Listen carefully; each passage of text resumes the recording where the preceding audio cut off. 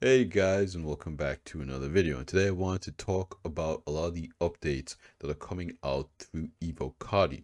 Now, there's a lot of video footage that's been circulating around the web, and I'm not going to show any of that. That stuff is still under NDA. And don't worry, you guys, of course, when this patch goes to PTU, I will be covering all of that stuff in a lot more detail. But for now, I wanted to talk a little bit about some of the updates that kind of making it seem like this patch is a lot more substantial than we initially thought it would be. Some people even calling it a potential candidate for a 325 patch. Now, I don't really think that that's going to be the case, but as we go through this list, you guys will see why a lot more people might think that, and we'll kind of go into that in a little bit more detail later on in the video. But without further ado, let's talk about some of the things that are coming to this patch, okay? So this is from a Reddit post that I will leave linked in the video description if you guys want to read through it yourselves. I just want to go over a lot of the key features here and changes that are coming to this patch. Biggest one that we know about are kind of listed here, and then these bullet points go into more details. Now, we know about NFDs. CIG has showed this off on Inside Star Citizen. New MFDs for weapons, shields, power comms, scan, self status. No diagnostics currently. This is pretty interesting because diagnostics, I think trying to move that system into the engineering gameplay. So they might have a dedicated MFD screen for that they're not ready to have come out in 3.24.2. So that MFD screen they may be saving for 4.0. So you have the different MFDs that you can cast to your helmet that are going to be available in what location. Okay, of course, MFD settings for general cast, IFCS, and whatnot. CIG also showed this. It's moving some of the things that you can configure about the game from the game settings to an MFD on your ship. And these are going to be ship related things, so that makes a lot of sense. Okay, scan MFD shows target and emissions and different stuff for what the MFDs do. I have been liking the look of a lot of the MFDs that CIG has showed off on aUEC. I think that they look good and they make a lot more sense for, how the gameplay is. I know what they wanted to do was clear up some of the clutter out of your vision. I do wish that we could select what is displayed on the HUD, not just the MFDs, for people who don't mind having just a little bit more clutter in front of them. Again, if you could go into that settings MFD and also decide what shows up on your HUD, maybe what color your HUD is, how bright it is going to be depending on, if you're flying into the sun or something like that. That would be very cool, but it'll probably come in a later iteration. Power management. Total battery amount based on the power plant, allowing more batteries based on power plant quality and size. Okay, different amount of bars for weapons, engine, shields. Some systems need groups of bars instead of allocating one at a time. Bars required for specific system depending on component type and quality. For instance, a grade C military cooler requires only one bar to be active, with 3 bars total available to allocate. With a grade A industrial cooler, required a set of 2 bars to activate at all. Can't allocate just one, after which you can add 1 bar at a time. Possibly extra systems for ship specific systems. So that's kind of interesting. What it is essentially saying here is in the power management screen, where before we had a power triangle, now there are going to be bars. And so they showed this off at aUEC. So what this post is essentially saying is that some lower grade components, like a grade C component, only needs 1 bar in their power management bar on that screen to become active. And some higher grade components need 2 bars of energy or whatever it is in that screen to become active. So that's very interesting and something that, I initially didn't even think about when I saw that episode of aUEC. So the Evocati are playtesting it and are essentially finding out how the power management differs from the old system. Old system, you could allocate as much power, but basically when you moved one side, it again took power away from the other side. So to have all components even, you would have to have kind of the dot in the center of the power triangle. But with this, it's a little bit different. You have a pool of power and you can allocate that differently to different components. So in theory, you could have like all of your components at 1 or 2 bars and have a reserve pool of power or something like that. Who knows? So that is a very interesting design difference. Okay, other ship additions. New master mode tunings. Now, this has been very controversial in the community because what CIG has essentially done is slowed down the speeds again. This has affected a lot of boost speeds and whatnot. So they're doing a lot of balance testing in this version of Evocati, which is pretty interesting, but I don't really know how the community is going to react to a lot of these changes. I think that again, CIG's goal is to have the combat style a lot closer to, the kind of World War II biplanes that they've spoken about in the past. But I feel like there needs to be a lot more meaningful change that needs to happen with combat than just changing speeds. So this new master modes tuning, it's going to be a very interesting discussion topic when 324.2 goes to PTU, in my personal opinion. Okay, component rebalance. Okay, ties into new power management with greater variation between components now, which is something that a lot of people are looking for. Okay, right now, I think what CIG did with the components is try to normalize everything to set a baseline, but really, you want the ability to choose between a grade C and a grade A, and for those components to have a greater variety in differences. And we could kind of see that with power management that we spoke about earlier, with grade C components requiring less power to actually activate than grade A components. New enunciators with different colors based on current status, power weapons, thrust shields, quantum, radar, missiles, coolant, that type of stuff. That's very interesting, and it's good that you'll be able to just look at this stuff at a glance. New physical HUD for some ships. Cutlass Black gets a heavy revamp with physical compass and many physical UI elements, which is very interesting. Fuel quantity and price rebalance. Maybe experimental, much higher fuel tanks, along with much higher fuel consumption. Fuel is much more expensive and takes longer to refill via the Starfarer. Okay, that's kind of interesting. I don't really think the Starfarer needed a rebalance because its gameplay was pretty good. The main issue with it is that a lot of people aren't using it to refuel. Jump drives. The only option is a VLM on the propulsion. Possibly engines and maneuvering thrusters are planned. So this is interesting. It appears physically on some ships as a component next to the quantum drive. So it doesn't specifically say here if this component is removable, but having some ships having this as a physical component is very interesting. Smoother QT seems less jumpy, with smoother acceleration and deceleration timed with new dynamic music. This is another thing that was kind of leaked on Reddit. There is, a video going around of the new music.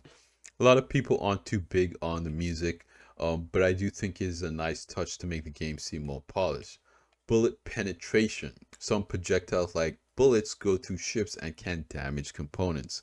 This, I don't really know how I feel about. Also, not a lot of people are talking about its penetration percentages with full shields versus your shields being down. I do want to hear more people talking about those numbers. Like, does having your full shields up reduce most of this bullet penetration? I don't know. Not a lot of people are talking about that yet. Non-functioning fuses for more ships, non-interactable fire extinguisher stations. Okay. Also, CIG, they didn't really say we're getting fire extinguisher and fire and fuses and stuff in that. Again, engineering is still set for 4.0. This is just kind of like some precursor stuff they're getting in place in this patch for that. Again, it's going to be really interesting to see all of these features come into a point patch of all things. Life support removed after first build for now. Okay, so this is interesting. Okay, life support on a few ships without control from engineering. Okay, allows venting out air per room by opening a door to space, which changes O2 and temperature. Okay, so when you open a door outside, you can vent a room. Okay, powered life support will refill rooms with O2 and stabilize temperatures. If unpowered, it won't refill rooms deprived of oxygen. On a power management MFD, it will show a bar to indicate total life support throughout the ship. Okay, so if your life support is powered off, but there's still air in that room, the air will stay in that room. If the air starts leaving that room and your life support systems are down, it will not refill. So that should be pretty easy to test. During the first build, life support was able to be powered with a power bar, but later builds have it grayed out, not taking power with life support not functioning fully and behaving like 324.1. Okay. UI, improved ship UI, slight change to warnings for readability, VJoy velocity indicator, much clearer ship symbols, less clutter. Radar altimeter shows distance from the ground, which is something we have now, but that's now going to be in the radar MFD apparently. Manufacturer based ship UI MFDs, general UI, precision mode. This is some of the visual changes. Zoomable ship radar, okay, which the player can kind of zoom into it. So I don't know if you can zoom the ship without the player leaning forward, kind of thing, because right now you can lean forward and look at the radar closer, but I think they mean that you can actually zoom in on the screen. New quantum marker symbols, and people have been talking about this to make the symbols more clearly. It's not really a big deal to me, but it is good if it looks good. New ship combat UI, different pips and targeting markers with smaller marker to detect one ship in front of a target. This is another thing people said, that a lot of the new targeting stuff was a lot bigger than the old targeting stuff. So I guess they're finding like a happy medium. New Arena Commander UI uses a blend of Squadron 42 and Star Citizen UI styles. That's kind of interesting. Mini map has been added to Arena Commander maps. That's really good, so you can kind of get around the place and know where a hallway is. Names do not appear by default now for ships. Scanning is necessary to reveal names.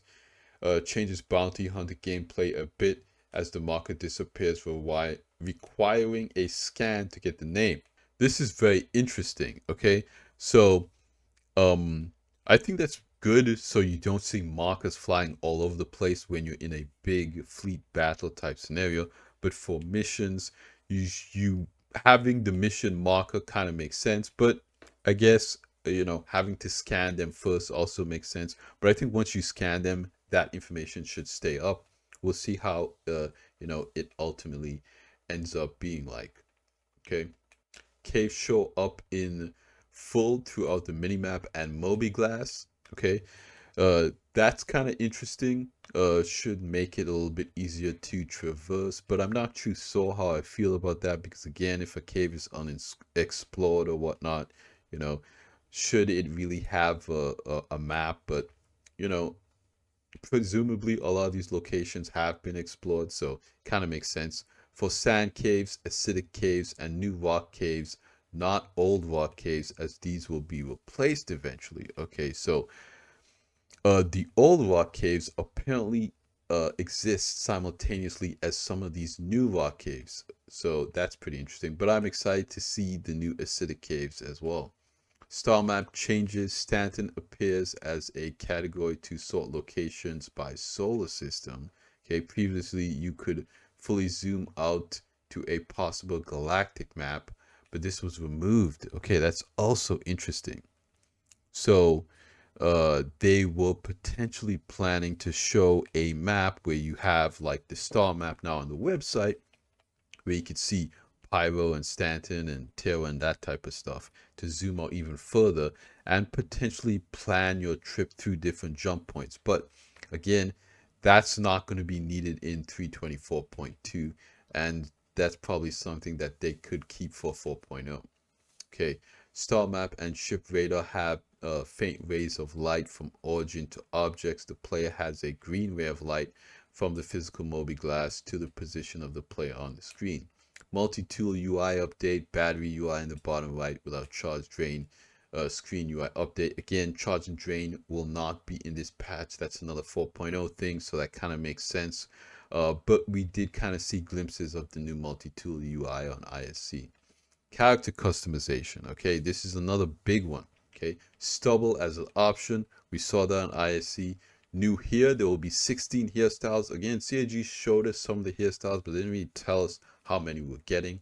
So we know now that we're getting 16 tattoos. There'll be 18 tattoos. Again, ISC didn't tell us the exact number, but Evocati counted that out. Piercings, nose, eyebrows, left ear, right ear, mouth, 16 each. Mostly same style with different colors, which, okay, that kind of makes sense. They said that they weren't able to do certain types like rings. They were able to do the studs because of, how the face changes and moves in the character customizer kind of changes the alignment. So studs are a lot easier to do. And then we have new face scans, 21 new DNA heads. That's huge. That's almost double. Again, CIG said at the last CitizenCon that there would be a lot more actual faces to choose from. So the way the character creator works is that you have these base heads, and then when you go to kind of sculpt the head, you're not actually sculpting, you're actually choosing from the list of available heads that are there. So if there are 21 heads that have different noses, you now have 21 noses to choose from. So them adding more heads makes the sculpting gives us more variety to sculpt the head because it's not actual sculpting. And I think it came down to some game studio like patented direct sculpting. So CIG has this kind of workaround thing to be able to make it seem like you're actually sculpting, but you're actually just, pulling the dot and choosing between different options. So the more heads that they're able to scan and add to the game, the more options we'll have to make our characters look more like us. So that's really cool. Okay, graphics, improve lighting. Okay, improve post-pot, lens flare, lens bloom, that type of stuff.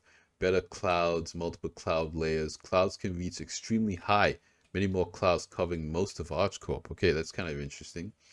Better TAA and TSR with less ghosting. Okay, improve VFX, improve LUDs, better textures. Okay, and I'm sure there'll, going to be those content creators that go and, compare 324.1 to 324.2 to see how, ArchCorp clouds have changed and all that type of stuff. So I'll keep my eye out open for that. Audio. NPC wild lines and conversations. Heard a few conversations in the Lorville bar. That's kind of good. Having NPCs kind of talking in the background, making the game feel more alive is a good thing. Better sound balancing / mixing. Again, this is kind of questionable. Variant of Start Engine trailer music for main menu music. So if you guys remember the Start Engine trailer, it's kind of like when the trailer opened up, there's kind of the conductor that's standing at the start, and the conductor is playing the music and it's like orchestral music. So that theme is kind of the main menu music now. New dynamic music for QT, we've talked about that. Some new music in general. orchestral or better renditions of previous music? Question mark. Okay. Other things, the P8ARC or P8AR civilian variant, single fire DMR with no ammo, currently on CitizenCon goodies pack, not in shops. So this is the civilian version of the gun we will be using in Squadron 42 that is purchasable in the Star Citizen CitizenCon goodies pack. Armored flight suit and helmet functions like light armor available via the CitizenCon goodies pack as well. So the goodies pack stuff is in 324.2. So that kind of leads me to believe that the 324.2 patch might drop around CitizenCon if uh if these goodie pack items are available in it. We saw something kind of similar happen with last year's CitizenCon, and some people looking at the PTU, looking at the pyro kind of flight suit in that PTU. So realistically, CIG might try to make 324.2 live just before or after CitizenCon. Okay, the Good Doctor and Arena Commander is now a free flight map. You can go on foot into facility with ground vehicles or ships. That's kind of cool. Maybe you can set up a private lobby and get your friends in there and do some org stuff.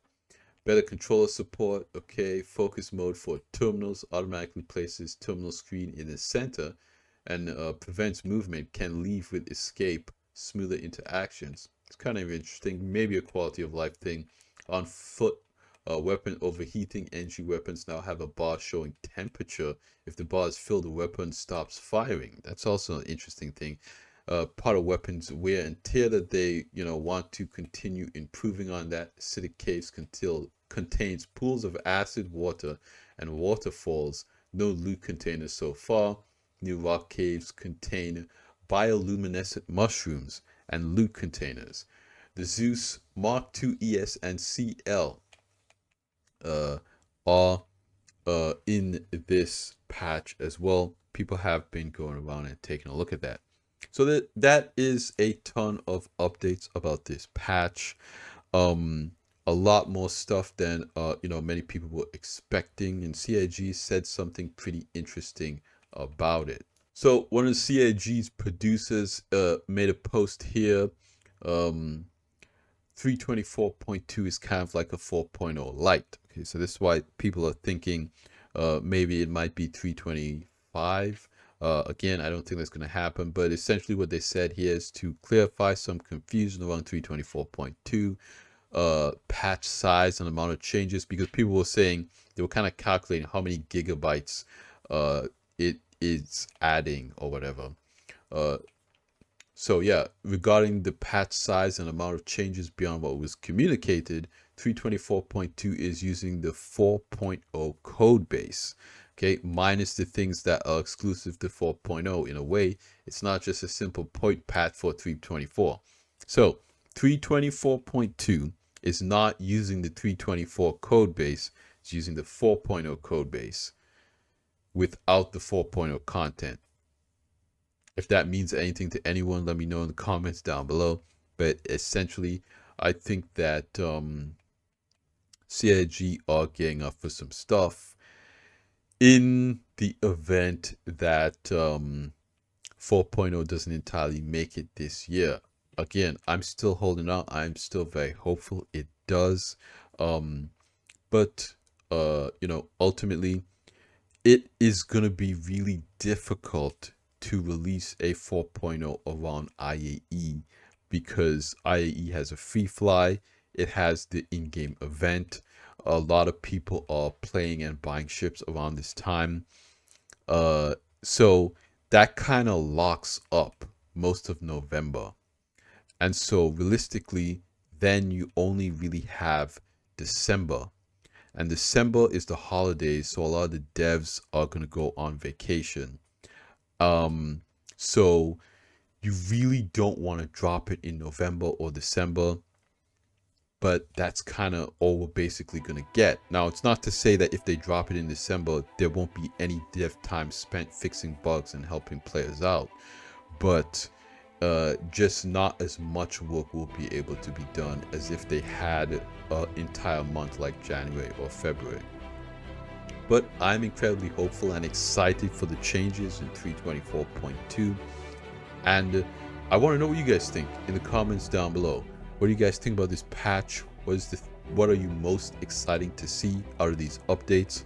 I love hearing from you guys and talking to you in the comments down below. So with all that said, that's going to be it for me here today. I don't want to take up any more of you guys' time. Like I always say at the end of these videos, you guys like the video if you liked it, subscribe if you want to see more, and I will see you guys in the next one. Salut.